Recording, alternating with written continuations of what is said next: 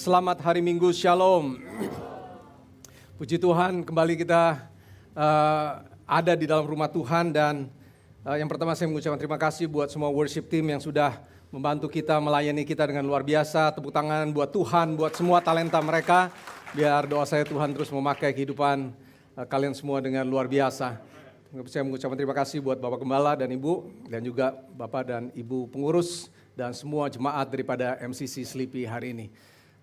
Dan saya juga menyapa Bapak Ibu Saudara sekalian yang ada di rumah dan dimanapun saudara berada dan menyaksikan tayangan ini. Percayalah bahwa Tuhan menghendaki semua dari saudara yang menyaksikan dan mendengarkan firman Tuhan hari ini.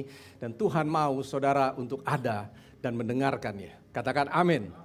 Saya percaya saudara, kita memiliki ada beberapa atau banyak alasan kenapa hari ini kita tidak ada atau bahkan kita tidak hadir di dalam gereja. Tapi saya percaya firman Tuhan bilang bahwa Tuhan memilih orang-orang katanya untuk datang mendekat kepada Tuhan dengan tujuan Mazmur 65 bilang supaya Tuhan mengenyangkan setiap dari kita dengan kebaikan Tuhan. Katakan amin. Saudara, saya ketemu sebuah artikel yang menarik saudara bahwa katanya life is only a small gap between B and D. Boleh ditampilkan? Yeah, thank you. Life is a small gap. Cuman pemisahnya itu cuma sedikit sekali antara B and D. Dan B itu apa saudara? Katanya ada birth. Dan D itu ada death. Di tengah-tengahnya ada yang namanya C letter atau yang namanya choices.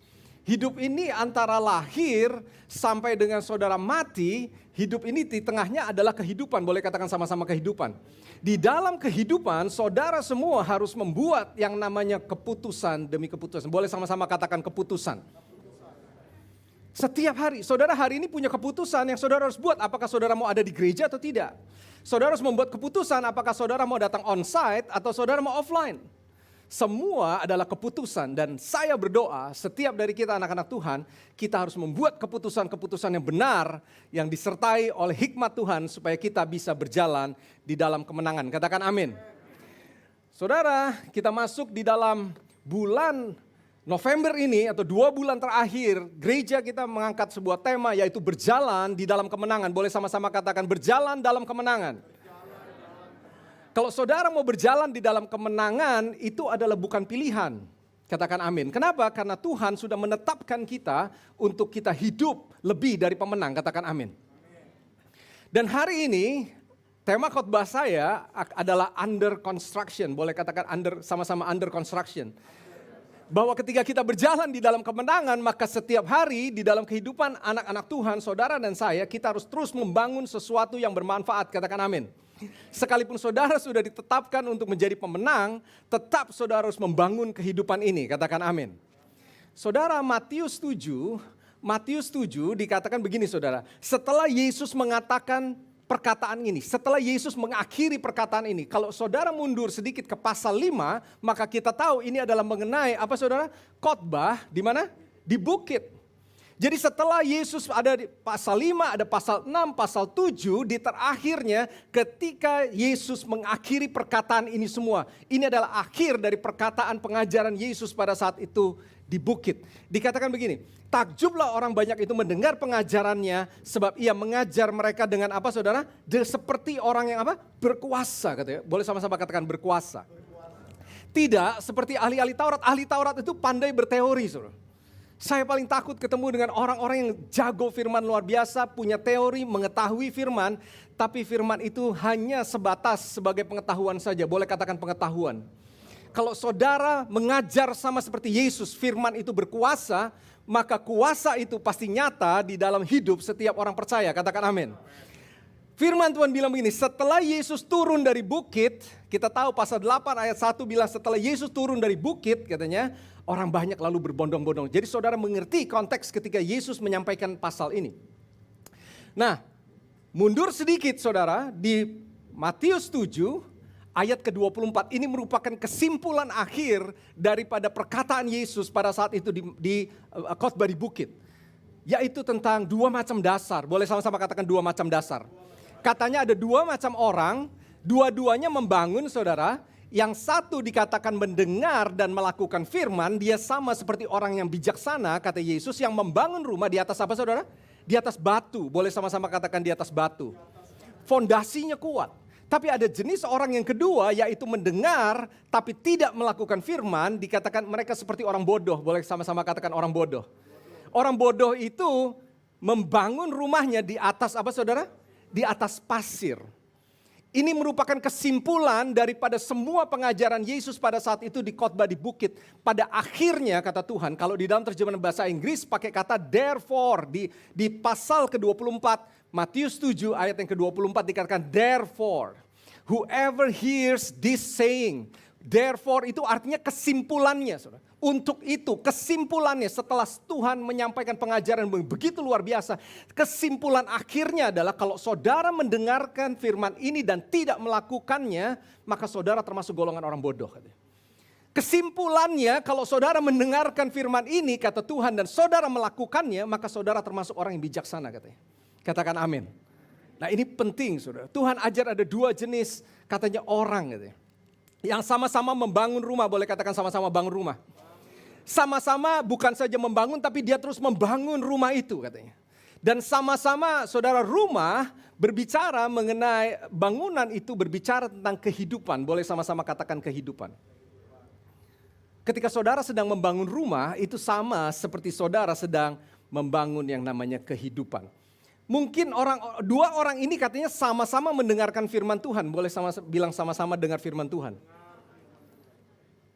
Mungkin dia orang MCC. Mungkin dia sama-sama terlibat pelayanan. Mungkin dia sumbang gereja banyak sekali. Mungkin dia sudah menjadi percaya dari kakek, nenek, buyut-buyutnya. Mungkin saudara dia telah namanya telah dikenal banyak orang. Dia orang Kristen, dia orang percaya karena dua-duanya dengar firman Tuhan katanya. Dan yang luar biasa adalah saudara dikatakan dua-duanya mengalami yang namanya hujan badai pada saat itu. Katakan amin. Dua-duanya mengalami yang namanya apa saudara? Hujan badai. Saudara, apapun yang saudara lakukan di dalam hidup ini, percayalah bahwa badai atau hujan atau test of life atau storm of life itu pasti akan datang. Saudara amin gak amin, saudara harus bilang amin. Kenapa? Karena itu firman Tuhan, apapun yang saudara lakukan, badai pasti datang, hujan pasti datang. Perbedaannya adalah apa yang menjadi fondasi dari kehidupan saudara. Badai pasti datang, boleh sama-sama katakan badai pasti datang. Pertanyaannya adalah bagaimana fondasinya. Bukan seberapa besar badai yang akan datang dalam hidup saudara dan saya, tapi saudara dibangun di atas fondasi yang seperti apa. Kalau berbicara tentang badai saudara, maka kita tahu bahwa katanya ada dua dampak pada saat itu. Ada yang hancur rumahnya dan ada yang satu yang tegak berdiri. Ada yang hancur dan ada yang apa saudara? Tegak berdiri. Saya berdoa sungguh-sungguh saudara memiliki keputusan hari ini untuk memiliki atau membangun rumah di atas fondasi yang kuat supaya ketika hujan badai datang, rumah saudara, hidup saudara tetap tegak berdiri. Katakan amin. Ketika saudara terima Kristus tidak ada perjanjian di dalam perjanjian Tuhan bahwa kita tidak pernah atau tidak akan mengalami yang namanya masalah hidup. Katakan amin. Saudara. Matius 5 bilang apa saudara? Tuhan akan memberikan hujan katanya bagi orang benar, tapi juga bagi orang tidak benar atau bagi orang fasik. Hujan tetap akan diturunkan. Demikian juga yang namanya storm of life. Tidak peduli saudara Kristen, tidak peduli saudara pelayanan, tidak peduli saudara berdoa setiap hari berapa jam. Badai hidup pasti akan datang. Katakan amin. Saudara yang amin cuman yang di depan. Saudara takut sepertinya. Saudara sekalipun saudara sudah pelayanan, percayalah bahwa badai pasti akan datang. Katakan amin. Sebab itu firman Tuhan. Sekalipun saudara mendengar dan melakukan firman Tuhan, badai tetap akan datang. Katakan amin. Itu bukan berarti kita aman-aman saja. Lalu yang berikutnya saudara, kalau berbicara tentang badai, maka kita mengenal ada beberapa jenis badai. Yang pertama, badai itu datang dari diri kita sendiri. Saudara bisa membuat keputusan yang salah di dalam hidup saudara, sehingga badai itu adalah pilihan yang saudara buat. Seperti Saul. Saul diperintahkan oleh Tuhan pada saat itu untuk menumpas, dikatakan orang Amalek. Tumpas habis, jangan disisakan. Dan kita tahu ceritanya pada saat itu. Saul menyisakan katanya Raja Agag, rajanya, orang Amalek, dan ada lembu-lembu yang tambun pada saat itu. Dan Saul punya alasan yang begitu baik. Dia bilang begini, kan lembu-lembu ini saya selamatkan untuk saya mempersembahkan korban buat Tuhan. Alasannya baik saudara? Baik. Alasan yang baik tidak selalu benar. ketika dia tidak sesuai dengan firman Tuhan. Katakan amin.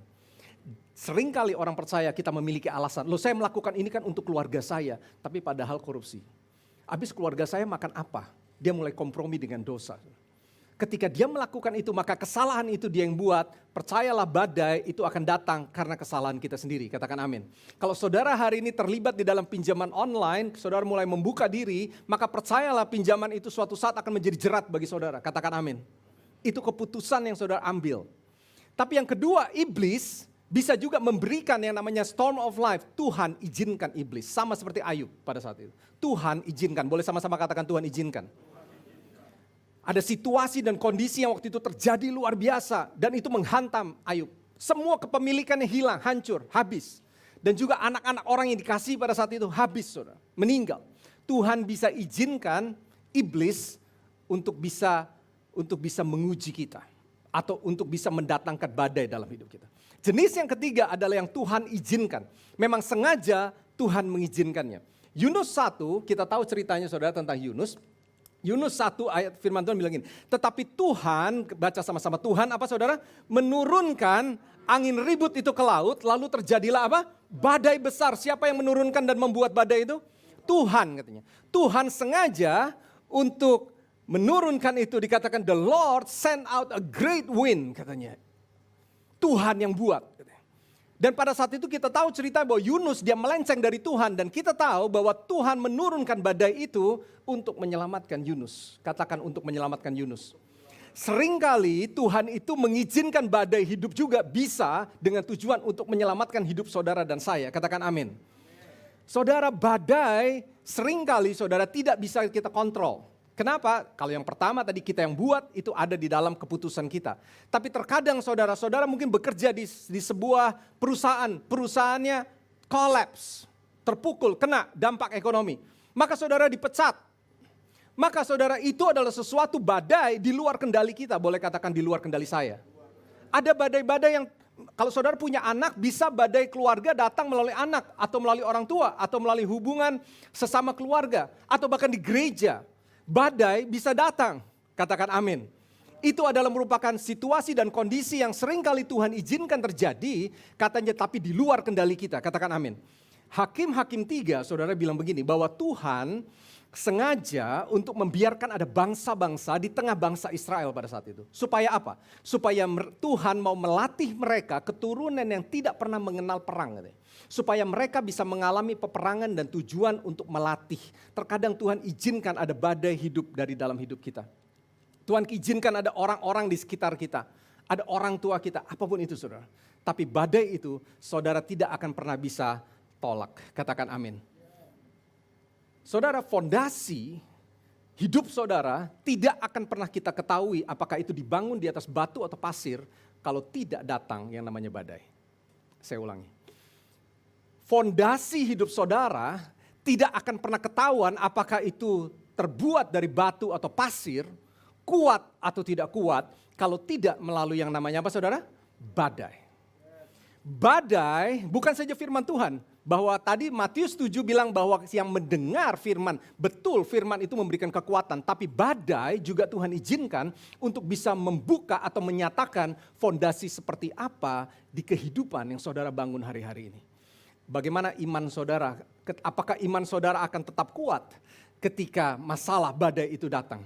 Bagaimana tentang your relationship with your spouse ketika badai itu datang? Ketika hubungan kita dengan orang tua, dengan keluarga, dengan bos kita, dengan pelayan Tuhan, dengan gembala kita. Bagaimana hubungan itu akan diuji kuat atau tidak kuat ketika badai itu datang? Katakan amin.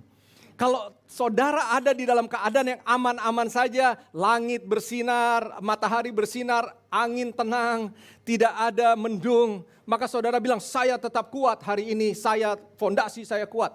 Semua orang bisa bilang begitu.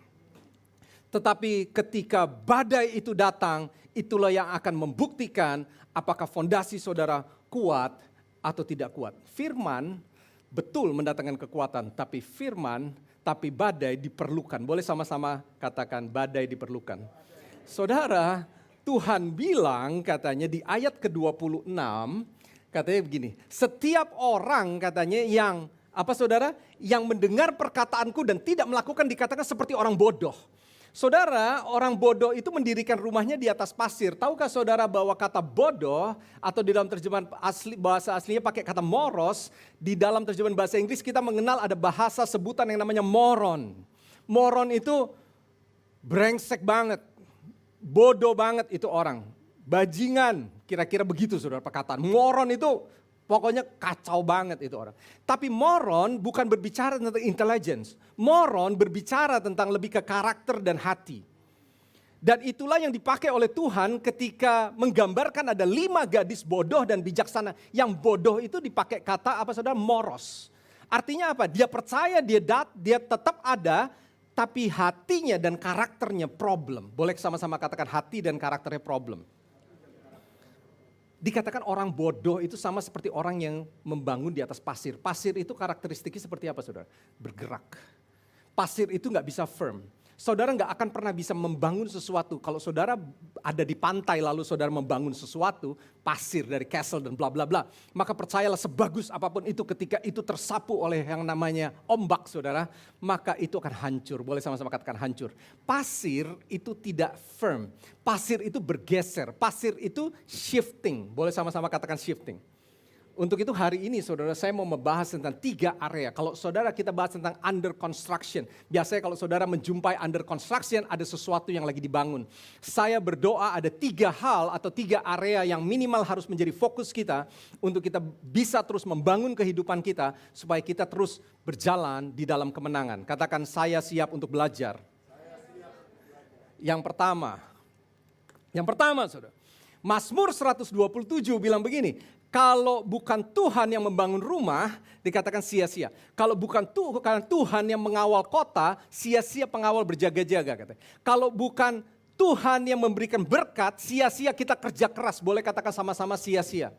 Saudara yang mengatakan ini adalah seorang raja yang luar biasa dan dicatat oleh Alkitab. Tidak ada orang yang punya hikmat seperti Salomo. Dikatakan kalau bukan Tuhan, boleh sama-sama katakan kalau bukan Tuhan, maka semua yang saudara lakukan sia-sia. Boleh katakan sekali lagi sia-sia. Di dalam terjemahan bahasa aslinya kata sia-sia memiliki 2 arti. Saudara. Yang pertama adalah deceitfulness dan yang kedua adalah emptiness. Sia-sia itu in vain. In vain di dalam terjemahan bahasa aslinya pakai kata deceit. Deceit itu artinya saudara seperti kayak tertipu. Empty itu artinya kosong.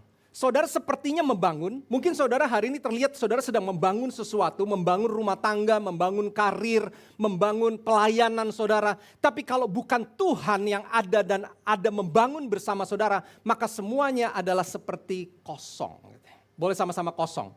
Sepertinya terbangun, tapi sebenarnya itu adalah tipuan daripada iblis. Kenapa? Karena sepertinya dia sedang megah, tapi fondasinya kosong. Saudara Matius 7 kita tahu di akhir zaman nanti Tuhan bilang ada orang-orang pelayan-pelayan Tuhan bahkan yang Tuhan bilang aku tidak kenal kamu. Enyahlah kamu saudara apa saudara? Pembuat kejahatan enyahlah kamu.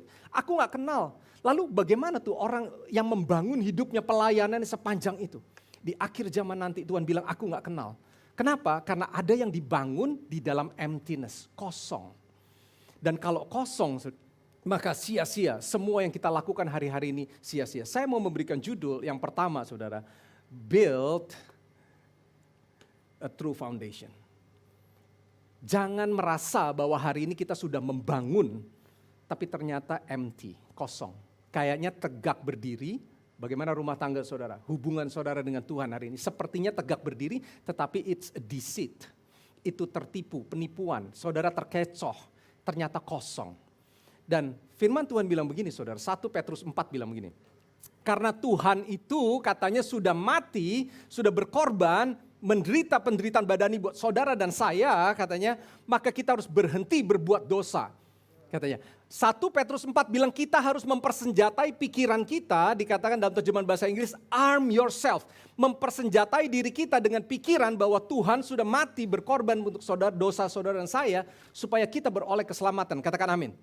Saudara, you have to arm yourself, katanya. Sehingga 1 Petrus 4 ayat yang kedua, sehingga waktu yang sisa. Boleh sama-sama katakan waktu yang sisa. Kalau saudara hidupnya masih, hidup saya masih panjang aja. Udahlah pokoknya nanti dibangunnya nanti aja. Maka paradigma saudara gak akan pernah membangun yang namanya true foundation. Kalau saudara mempersenjatai dirimu dengan ini waktu yang sisa. Suatu saat Steve Jobs, saudara, dia di interview. Lalu Steve Jobs membuat sebuah quote yang luar biasa. Dia bilang gini, saya setiap hari, katanya Steve Jobs, setiap hari saya itu berdiri di depan kaca. Lalu setelah itu saya tanya sama orang yang ada di dalam kaca itu, yaitu diri saya sendiri. Kalau hari ini adalah hari terakhir saya ada di dunia ini, apakah saya tetap akan melakukan sama seperti yang akan saya lakukan hari ini? Saya ulang itu. Kalau saya tahu bahwa hari ini adalah hari terakhir saya di dunia ini, apakah saya masih akan melakukan apa yang akan saya lakukan hari ini? Saudara, waktu yang sisa akan merubah paradigma saudara. Tanyakan pertanyaan itu hari ini. Kalau hari ini nanti sore jam 6 sore kita seandainya tahu nih, berandai-andai Tuhan kasih tahu waktunya telah tiba. Apa yang akan saudara lakukan hari ini? Apakah saudara masih akan melakukan hal yang sama di dalam rumah tangga saudara?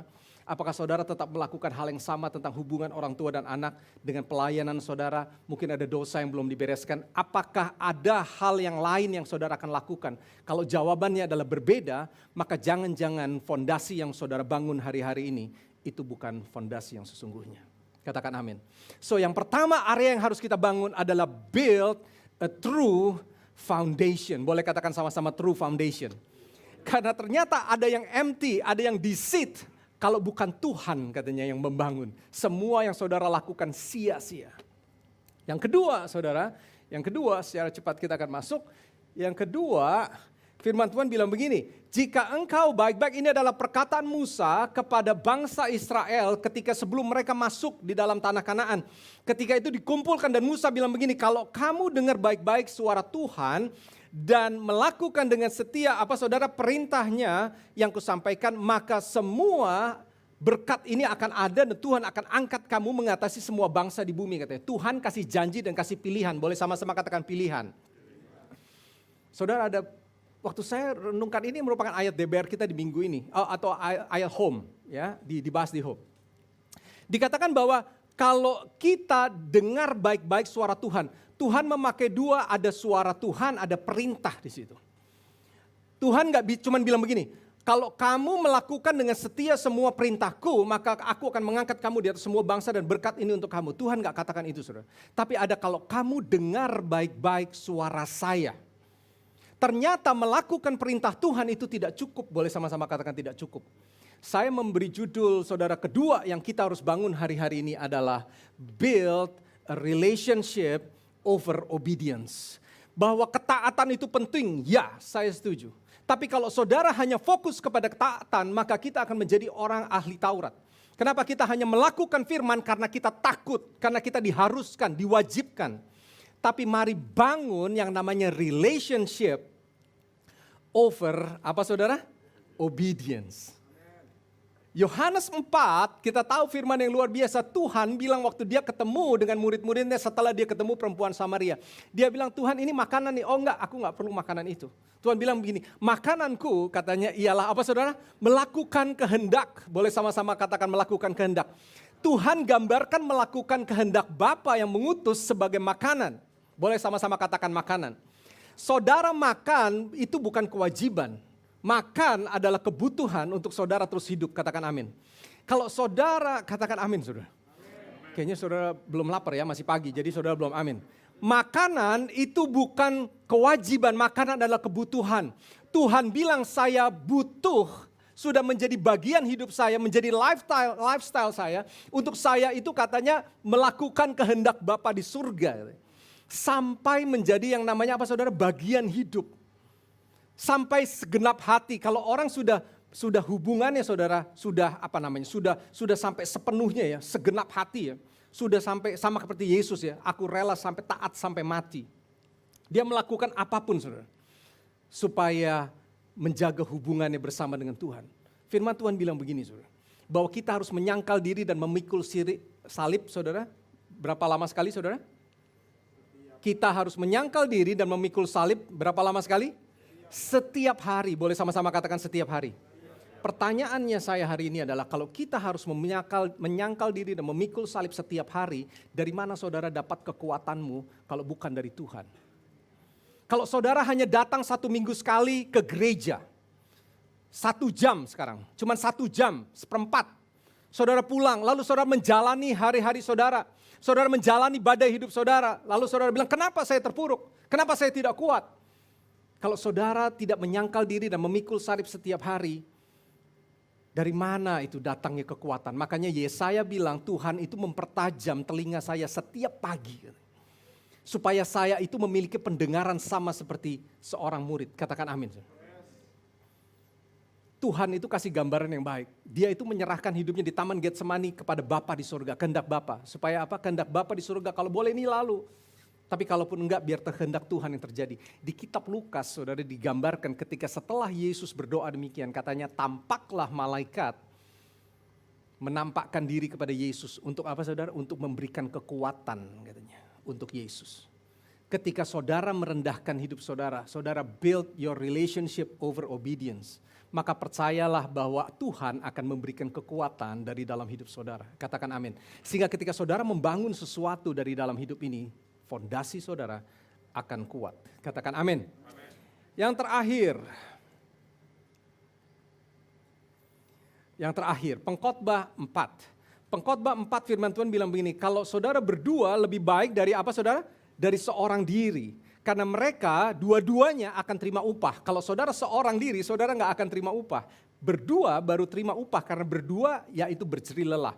Kalau ada yang jatuh, yang satunya bisa ngangkat. Kalau yang satu tidur, kalau tidur berdua, makanya kita bisa saling memberikan yang panas, saudara. Kenapa? Karena hidup ini makin lama kasih setiap orang akan dingin. Kita butuh orang-orang di sekitar kita.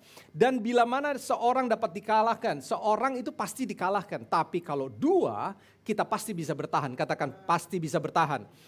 Tali 3 lembar tidak bisa mudah diputuskan. Saudara, yang ketiga terakhir, build an accountability partner. Ini kata yang Tuhan taruh dalam hati saya bahwa kalau saudara mau terus membangun fondasi yang kuat, saudara membutuhkan orang lain untuk berjalan bersama dengan saudara. Katakan amin. Kenapa? Karena banyak orang dia merasa bahwa dia telah membangun fondasi yang kuat dari dalam hidupnya. Tetapi kalau kita tidak memiliki accountability partner, maka semuanya bisa menjadi deceit atau tertipu. Ketika kita memiliki accountability partner, di situ kita bisa saling mengingatkan, kita bisa saling menegur, saling membangun, saling menasehati, saling melayani. Kita membutuhkan orang lain supaya kita bisa bertumbuh, katakan amin. Yesus, seorang Yesus, Tuhan Yesus, dia di Getsemani, dia membawa Petrus, Yohanes dan Yakobus untuk berjaga-jaga bersama dengan dia. Maka kita tahu sekarang bahwa kita membutuhkan yang namanya accountability partner. Saudara, tahun 2022, gereja kita akan ada ini nih, accountability card. Ya, accountability card, dan ini akan diluncurkan. Saudara akan, biasanya ini kalau kita di BSD dulu kita lakukan di home. Ditanya bagaimana persekutuanmu dengan Tuhan. Bagaimana, apakah kamu sedang terjerat atas ikatan-ikatan tertentu? Bagaimana hubunganmu dengan suami istri? Bagaimana hubunganmu dengan Tuhan? Bagaimana, apakah engkau masih mengembalikan perpuluhan? Apakah saudara terikat terhadap sesuatu? Saudara, kita tanya. Nah, accountability card dibutuhkan supaya setiap saat saudara bisa siap, accountable di hadapan Tuhan dan di hadapan sesama. Katakan amin. Saya pernah ketemu sama orang yang saya mentor, saudara, beberapa tahun lalu waktu masih mengembalakan di BSD. Di dalam pertemuan itu di kantor, lalu dia bilang, boleh gak saya tanya accountability card? Oh ya boleh dong. Oke, saya keluarin, saudara. Terus dia tanya, bagaimana ini? Saya jawab, saudara. Setiap saat saya harus siap untuk menjawab pertanyaan itu. Accountability card harus diperlukan supaya kita bisa tahu apa yang kita bangun hari-hari ini. Katakan amin. Saudara, pertanyaannya hari ini adalah, apakah bukan saudara memiliki accountability partner, tapi pertanyaannya hari ini adalah apakah saudara sudah melakukannya dengan aktif? Ya. Hari ini saudara belajar 3 area under construction, apa saja yang harus dibangun? Yang pertama adalah build a true foundation, kalau bukan Tuhan maka sia-sia. Yang kedua, build apa saudara? Relationship over obedience. Ketaatan itu penting, tapi kalau tidak disertai dengan yang namanya hubungan dengan Tuhan, maka Tuhan bilang percuma, perintahnya dia nggak cukup. Saudara harus dengar suara Tuhan baik-baik katanya. baru saudara bisa menikmati berkat. Dan yang terakhir adalah build an accountability partner. Kalau saudara bangun ketiga hal ini, saya percaya hidup saudara akan terus berjalan di dalam kemenangan. Dan ini adalah proses under construction yang tidak pernah berhenti dari dalam hidup kita sampai Tuhan panggil hidup kita. Katakan amin. Saudara harus terus membangun area-area ini. Kalau saudara bangun, saya percaya bahwa kita sama-sama bisa terus berjalan di dalam kemenangan. Sehingga ketika Tuhan nanti panggil kita, kita bisa berkata sama seperti Paulus panggil, aku telah sampai ke garis akhir dan aku telah memelihara iman. Katakan amin. Tepuk tangan buat Tuhan, saudara. Saya mengundang tim worship. Saudara belajar sesuatu hari ini. Saya berdoa supaya saudara tidak hanya mendengar khotbah, tapi saudara belajar sesuatu. Karena khotbah saudara bisa dapatkan dimanapun. Ya. Tapi kalau saudara dengar banyak khotbah dan saudara tidak belajar, maka semuanya percuma. Katakan percuma. Saudara, saya mau tutup di dalam sebuah ilustrasi atau cerita. Ya, singkat cerita. Ada seorang hamba Tuhan, saudara, namanya Robert Clinton. Robert Clinton, boleh sama-sama kata Robert Clinton.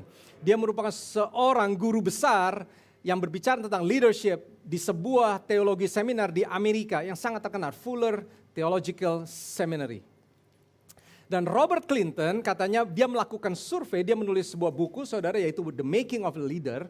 Di dalam buku tersebut dia melakukan riset, ada 1.500 orang katanya pemimpin-pemimpin, ada 50 tokoh di Alkitab, ada 100 katanya orang-orang pemimpin-pemimpin yang berpengaruh atau pemimpin yang ada di dalam sejarah, tapi sisanya adalah pemimpin-pemimpin di dalam berbagai bidang. Dia menyelidiki selama hampir 15 tahun. Dan 1.500 orang itu kesimpulannya begini, saudara, kesimpulannya katanya, hanya 30% katanya leaders yang bisa finishing well. Berapa persen, saudara? 30%. Kalau 10 orang katanya cuma 3 yang berhasil, 7-nya gagal. Dan dia memberikan kategori katanya, ada yang masuk dengan luar biasa kuat, running ketika dia menyelesaikan. Dan itu sama seperti Paulus. Paulus dia bisa menyelesaikan sampai dengan akhir. Ada yang walking katanya. Walking itu sama seperti Daud. Daud ada melakukan kesalahan tapi dia berhasil juga menyelesaikan. Ada yang limping. Limping itu sampai tertatih-tatih, saudara. Kita tahu Salomo di akhir hidupnya hatinya mulai bercabang, saudara. Tapi dia tetap menulis. Yaitu perkataan-perkataan yang luar biasa tapi hatinya mulai bercabang. Tapi ada yang disqualified. Disqualified itu sama seperti Yudas. Kita tahu bahwa dia gagal untuk menyelesaikan. Ternyata hanya 30%. Saudara tahu apa yang menjadi penghalang? Ada 7. Yang pertama, uang. Uang bisa menjadi penghalang untuk saudara finishing well. Yang kedua, kesuksesan. Kalau saudara hari ini sukses, dan kalau itu tidak dibangun oleh Tuhan, maka katanya semuanya sia-sia, semuanya empty. Yang ketiga, dikatakan bahwa kesombongan. Jebakan yang ketiga adalah kesombongan. Mulai tenar, mulai punya, dan dia mulai sombong, lupa akan Tuhan. Yang keempat, hubungan seks yang terlarang. Ini bisa menjadi ingat-ingatan buat kita. Yang kelima adalah tentang rumah tangga. Ada orang yang berhasil memiliki segala-galanya, rumah tangganya kosong. Dan yang keenam, berbicara tentang luka batin. Orang yang terluka dari dalam hidupnya. Dan yang ketujuh adalah tentang plateau atau burnout, mentok, saudara. Dia udah gak lagi mengandalkan Tuhan anugerahnya sehingga dia akhirnya mentok. Dan dia gak bisa lagi untuk bisa meneruskan mandat atau panggilan itu. Saudara, ada 7 jebakan yang bisa membuat 7 orang dari 10 orang pemimpin-pemimpin percaya gagal. Pertanyaannya buat kita hari ini, kalau pemimpin-pemimpin Kristen, orang percaya kepada Tuhan bisa gagal termasuk beberapa tokoh di Alkitab. Bagaimana dengan hidup saudara dan saya, kita orang percaya? Betapa hari-hari ini perlu untuk kita itu membangun the true foundation sehingga kita itu kuat di dalam hidup kita. Katakan amin. Saya berdoa sungguh-sungguh, saudara. Mari bangkit berdiri sama-sama supaya Tuhan bisa mengajar kita hari ini. Sehingga firman hari ini, saudara pulang lalu saudara bilang saya mau bangun fondasi yang baik di dalam hidup saya. Badai akan datang. Kalau saudara hari ini ada di dalam badai, jangan takut. Tetap ada Tuhan, tetap masih ada anugerah, tetap masih ada kesempatan yang Tuhan kasih. Dan mari mulai bangun hidupmu di dalam kualitas yaitu relationship bersama dengan Tuhan. Orang yang memiliki relationship, dia pasti gak menggerutu. Dia gak menyalahkan keadaan. Tapi dia mulai bersyukur sama Tuhan, segala sesuatu. Kalau saudara menyerahkan kehendak saudara kepada Tuhan, percayalah ada kekuatan yang Tuhan kasih. Dan yang ketiga, kita belajar hari ini tentang building an accountability partner.